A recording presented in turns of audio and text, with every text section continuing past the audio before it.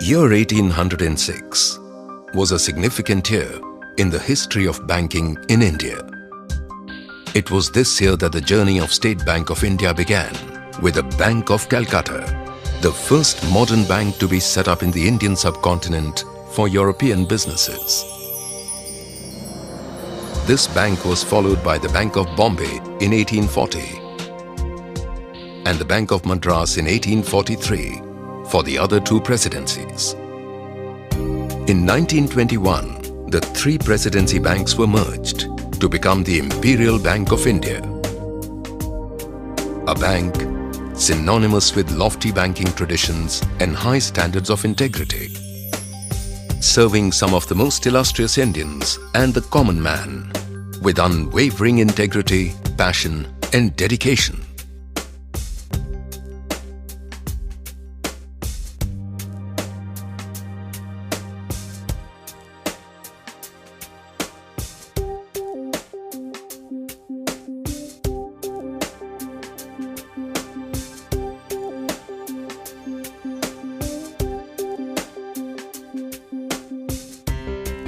On 1st July 1955, under a special act, the State Bank of India Act, the Imperial Bank of India became the State Bank of India.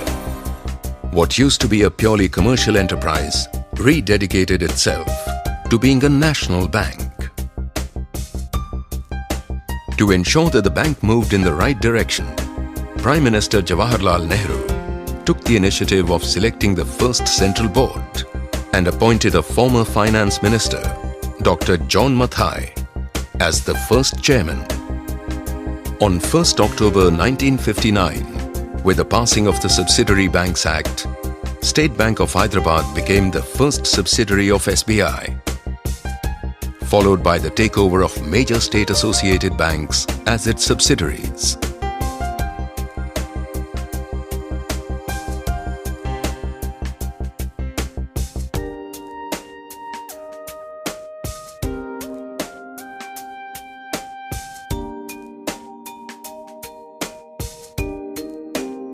As India embraced the Industrial Revolution of the 60s, SBI played a major role in financing industrial expansion of key sectors like iron and steel, manufacturing, power, ports, jute production, cotton mills, and so on. In the early 70s, the bank catalyzed the ongoing grain revolution by providing finance directly to cultivators, generating employment and creating self-sufficiency in food grains. To promote efficient, effective and low-cost delivery models, State Bank of India began sponsoring regional rural banks. Today the bank sponsors 18 RRBs in remote locations around India, answering the needs of small farmers, agricultural laborers, artisans and small entrepreneurs. In the early 90s, the bank became the first public sector bank to access the domestic and international capital markets with a simultaneous bonds and rights cum public equity issue, catapulting SBI as one of the top 5 most valuable contributors to the economy, a position which it maintains till date. Followed by the first ever global depository receipt issue issued by a commercial bank in 1996.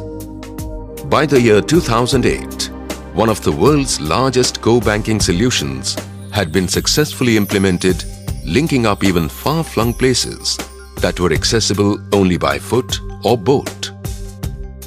The bank used technology as a great enabler in empowering customers to bank from anywhere, anytime, and introduced alternate banking channels to facilitate 24/7 banking across the globe for SBI, taking modern-day banking conveniences to the customer's fingertips. The bank was always for the development of industries as a major driver of progress and employment generation. It began to play a major role in financing industrial growth, production, exports, and market expansion. This activity was not just restricted to large industries, but percolated down to micro, small and medium enterprises. The father of our nation once remarked, "India lives in her villages." Over 70% of India's population lives in its far-flung villages. Over two-thirds of the bank's network is located in rural and semi-urban areas, helping villagers get into the organized banking fold. The bank's focus on rural India continues with the adoption of over 1 lakh unbanked villages. Empowered with mobile and biometric technology, the bank aims to reach organized banking to the doorsteps of every villager. The concept of using the microfinance channel to reach affordable credit to the rural poor through self-help groups continues to receive close attention from the bank. State Bank of India is backed by the unstinting dedication of over 2,15,000 banking professionals and support staff at all levels, propelling horizontal and vertical growth. To update and hone their skill sets and bring them on par with the highest standards, 4 national-level Apex training colleges and 54 learning centers are spread all over India.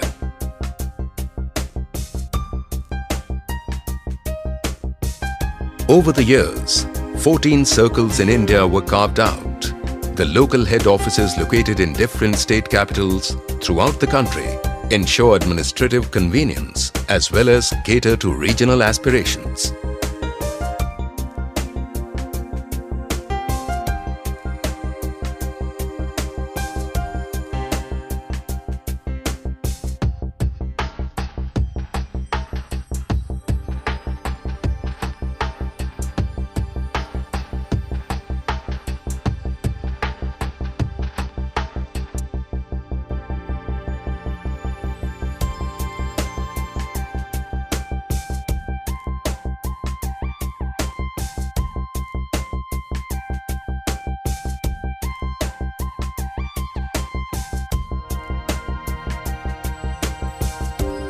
SBI today operates 14,270 branches across the nation, with a significant footprint in rural areas. The bank also has the largest ATM network of 27,286 group ATMs. The first overseas office of the bank was opened in London in 1921. And the bank continues its global foray with a presence across 34 nations. Beginning with 2 representative offices in New York and Frankfurt in 1965, the bank in less than 5 decades succeeded in setting up 173 foreign offices covering all time zones. Through these offices, the bank provides various services to Indian businesses abroad and has partnered the Indian community for all their financial needs. The past few decades have seen the bank grow steadily.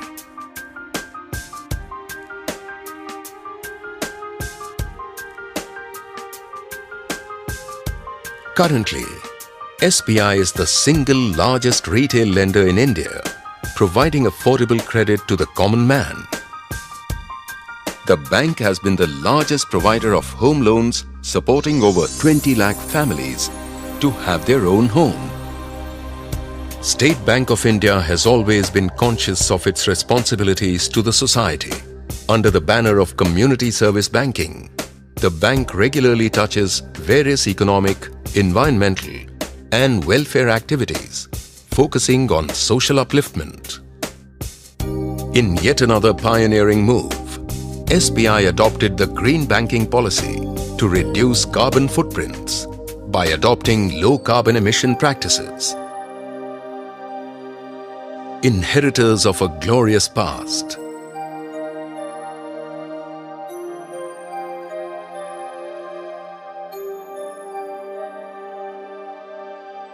living in a purposeful present. The State Bank of India continues fostering the hopes and dreams of millions of its citizens, rededicating itself to the service of the nation.